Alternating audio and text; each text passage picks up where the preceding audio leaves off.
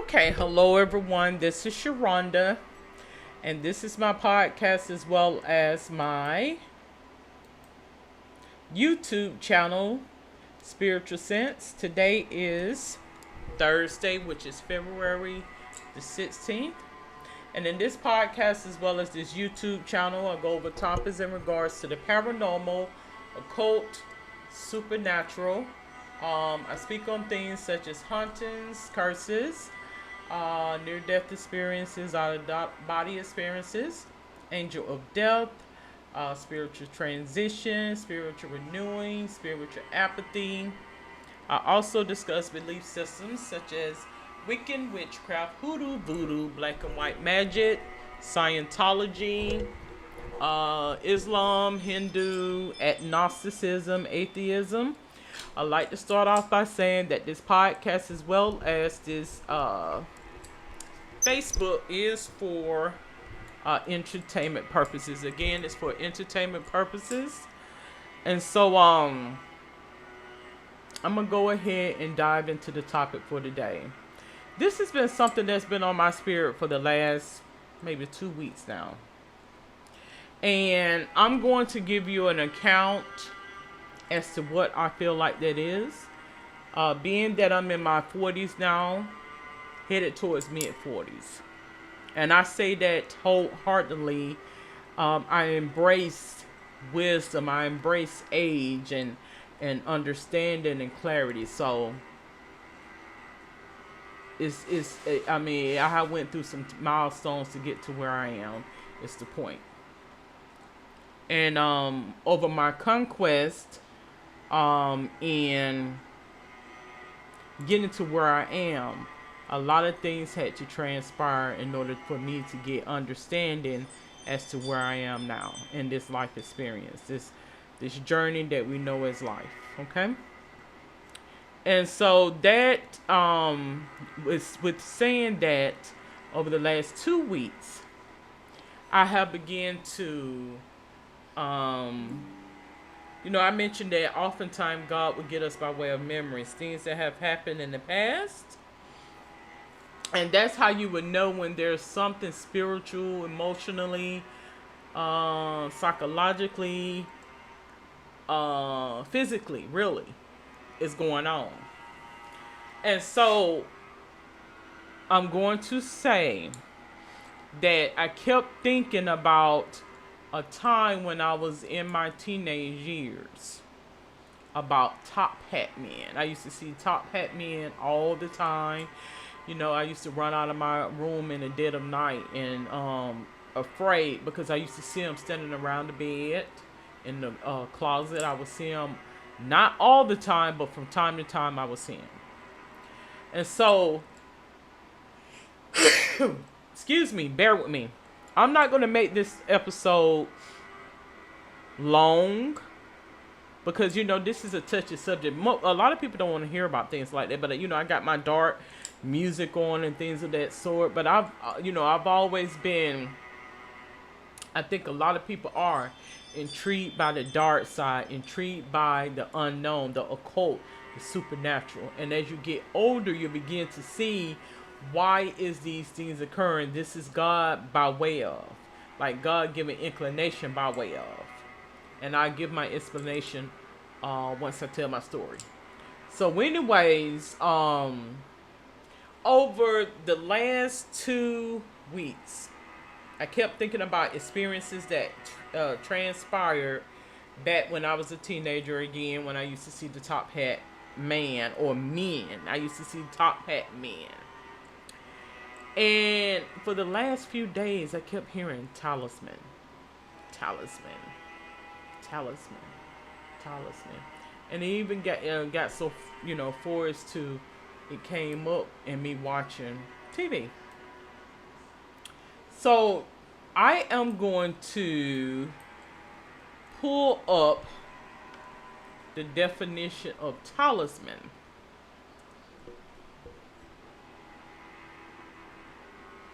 So it mentions that talisman, an object held to act as a charm, to avert evil and bring good fortune.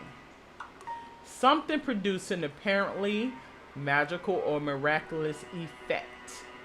So that's basically what a talisman is. I did do, a podcast episode in regards to evil eye. It's something similar to that. When I pull up Wikipedia's definition, it says any object ascribed with religious or magical powers intended to protect, heal, or harm individuals for whom they are made. Talisman are often portable objects carried on someone in a variety of ways, but can also be installed permanently in architecture. Talisman are closely linked with amulets, fulfilling many of the same roles, but a key difference is in their form and materiality, with talismans often taking the form of objects such as clothing, weaponry, parchment, which are inscribed with magic texts. So talismans have been used in many civilizations throughout history, with connections to astrological, scientific, and religious practices. But the theory around preparation and use has changed in some cultures, with more recent New Age talismanic theory. Talismans are used for a wide array of functions, such as the personal protection of the wearer, loved ones, or belongings, aiding in fertility and helping crop production. So I'm going to enlighten those out there. A lot of times you will begin to see that these spirits will circumvent in our space, even in this time and space. So you may be taking affinity to a particular jewelry piece or a particular symbol or whatever the case may be. Then when you begin to take note of what is relevant to that particular piece, it will tell on you. So it's inevitable. It's all around. Even in, the many symbols in the food chains and places we go, in terms of healthcare and religion and wherever, it's going to always have some symbols that represents meaning to the spirits and the gods and goddesses. And oftentimes when you are dealing with a certain type of belief or spirit, you will gravitate to those things by spirit. And those who are in tune to know would get an understanding, will already know. So that's why I say oftentimes they'll try to put it on a relationship, a man or woman, to throw somebody off. But those who may know will know. So it's a tact to get you to be humble, to get you to do things that are notable, and not to get out here and get fixated and thrown off into the world. Certain colors it mentions and practices and sense and symbology and patterns and figures. I mean, you will go mad trying to keep up with all the meanings and the understanding of everything that is out here. That is in reference to New Age. Islam, we have different things in relation to that as well. Different studies of, gaining wisdom by studies of geometry and philosophy as such. So I think in essence, in formulation of language and things of that sort, and why these letters look this way and why they write that way, is because of it's being guided by way of spirits. By way of spirits. And you will begin to get that understanding as such. It's by way of spirits. And these spirits continue to what? To circumvent in our space. Energy doesn't die. It what? Repurposes itself back into our space. So I'm on here, and it has the seal of Solomon, which is a pentagram with a circle around, and then you have the different dots around the pentagram. It says the seal of Solomon, also known as the interlaced triangle, is another ancient talisman and amulet that has been commonly used in several religions, reputed to the emblem by which King Solomon ruled the genii. It could have not it could not have originated with him. Its use has been traced in different cultures long before Jewish dispensation. As a talisman, it was believed to be all powerful, the ideal symbol of the absolute, and was worn for protection against all fatalities, threats, and trouble, and to protect its wearer from all evil. In its constitution, the triangle with its apex upwards representing good, and with the inverted triangle evil. So that's basically what that is in terms of that particular amulet. We have again the swastika. We all know in history about the swastika in regards to ancient German.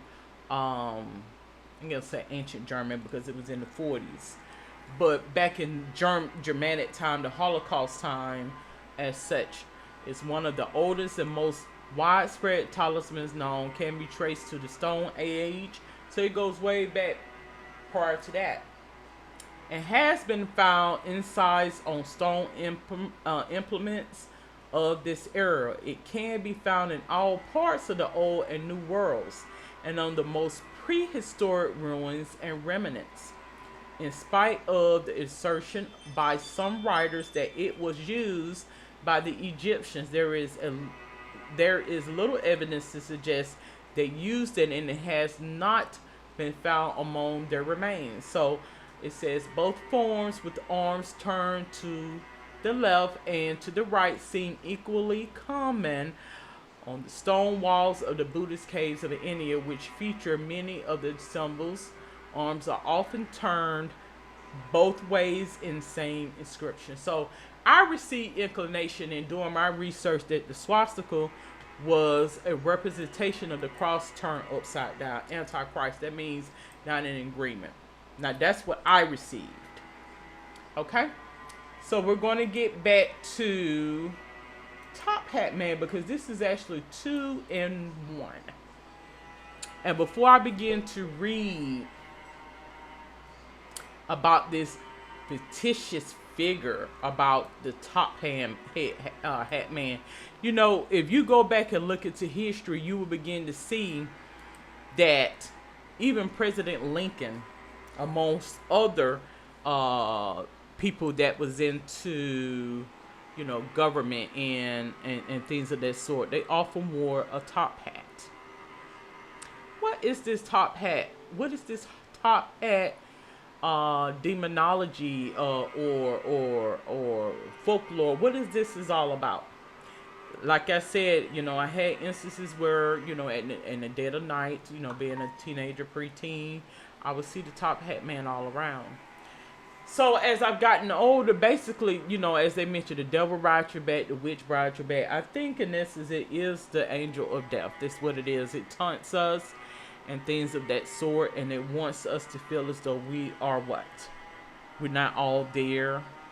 We're crazy and things of that sort. But if you begin to take note of, this is God giving you inclination about something that you may not have even fathomed. You have more people that are able to see in that existence and that being than they will let people on to know. And this is what? This is discernment. This is how God can communicate to certain individuals. And so as you get older, you will begin to see that. You'll begin to get that understanding that maybe it's something that is being conveyed. Maybe it's something that is being conveyed. So it mentions about, and if you go back and look at that movie, Top Hat Man is in the movie The Portuguese. That actual actor was dying of cancer, and the little girl that is in the movie, Heather O'Rourke, she ended up dying not the first episode, but after not the first movie, but after the second movie, she ended up dying of pneumonia. I think she was 12 or 14, somewhere along in there. So you will begin to see this is how life imitates, or art imitates life. He walked around with the black suit on with the top hat. and that is to bring awareness for those who desire to know so. The top hat demon is a creature from demonology, as it indicates here, commonly seen as a shadow person. I used to refer to them as shadow people. I didn't say that they were top hat man. I used to say I seen shadow people is what I used to say. It has its origins in the mid-18th century when it was described by witnesses as an eerie figure wearing a top hat and black cloak. Stories of this mysterious being have been passed down ever since. This is God giving you inclination about something that's not right, and it's to give warning. You know, if you're somebody who is intuitive or in tune, when you are doing wrong or you're doing something that's not favorable, God will put visions and things as such in your counterpart or family members or whomever the case may be. What makes top hat demon terrifying is the ability to manifest itself in our reality for short periods of time, during which it can cause all sorts of havoc or mischief. Its motives are unclear, but some believe that it may be trying to disrupt the lives of humans for some unknown purposes, what it has indicated here. So, do you believe in the top hat man? Do you believe in things of this nature? I'm going to explain to you that it's real as real can be. It is real. It is as real can be. And I think, you know, oftentimes people will ask God to shield them from things of this nature because it's too creepy and it creeps me out. I mean, who would want to see shadow figures? Who would want to see things like that? Who would want to see stuff like that? This is God giving you inclination about stuff like that. Typically, when you begin to see things like this, a lot of times people will want to taunt you and say, okay, we need people over here doing da da da da da, and why you ain't out doing that? That has nothing to do with it. That has nothing to do with it. This just so happened to be my thing. I like the paranormal. I like the occult. I prefer to, you know, research and give inclinations about things such as this because I find it to be very, very fascinating. And once you get older, you will begin to see that this is how God convey messages to us. It is. Oddly enough. So I'm not going to be on here too much longer because it does not pull up too much information. But, you know, I mentioned before when I did a series of episodes, one on angels, one on demons, and the angel of death and spirit guides. I've done several different episodes on those. And I also mentioned that I felt as though angels and demons were one and the same. That could be put at that threshold, like it's a boundary, and it doesn't take long for them to cross that boundary. You know, simple as that. I also mentioned that in terms of, like, if you are in a situation where, God forbid, you're in a car accident or something happened, and you begin to see angels. This is God's way of letting you know this is what this spirit did not do for you. Like, it's real, but it also is to enlighten you why did it occur in the first place. And when you begin to bring in certain things into your reality, it will continue to make its presence known. So say, for instance, I'll give you an example as to what I'm talking about. This is not to ignore people. I'm not telling you to ignore people or not to acknowledge people. But if you are someone that is standing in a, say for instance, you're standing in a room, a bright room, and you have all these different people standing there in front of you. And each one of these people is a representation of a different belief system. You may have Hinduism. You may have Methodist. You may have Jehovah's Witness. You may have Catholicism, Buddhism, Islam. You know, the countless amount of belief systems and practices out there. You have each of them standing in room. Well, if you begin to take note of and acknowledge it, then that's what's going to come in. So if you just so happen to take a fund into Catholicism, well, then those spirits is what's going to circumvent towards you. Like, you open up that portal, you open up that curiosity, so it's going to circumvent itself. But if you're someone that is doubtful and that is not wholeheartedly towards one particular religion, then you may have a genre of, you know, a number, you know, of spirits to come and manipulate into your space. And it will weigh on your psyche and cause a psychic attack. You know, as I mentioned before, I have had a few of those over the course of my years. And so that's why you would like to, you know, it's good to kind of like try to deviate from so much energy, because it can weigh down and attack the mind and cause you to have a mental breakdown. It can. Okay. So I am going to conclude this episode on spiritual sense, speaking about talisman. What is a talisman? I think it's a way of preventing certain energies for entering into your space. The seen as well as the unseen, because people won't believe that there's more unseen that has a lot of influences on our space than you will know. People don't believe it, but it does happen.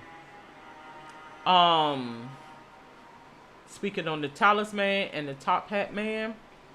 So if you have, again, another explanation before I close. I think this is God's way of, again, reiterating and re-emphasizing in terms of the top hat man. When there's something going on with you biologically, it will present itself as such.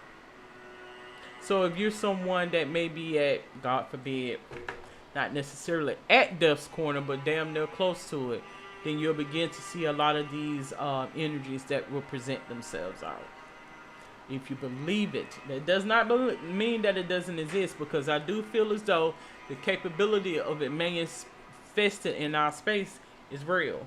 But if you accept it, then it will circumvent, manifest, and then you will have a transition to ensue. Okay? So thank you for tuning in. Have a safe and wonderful day. Good day.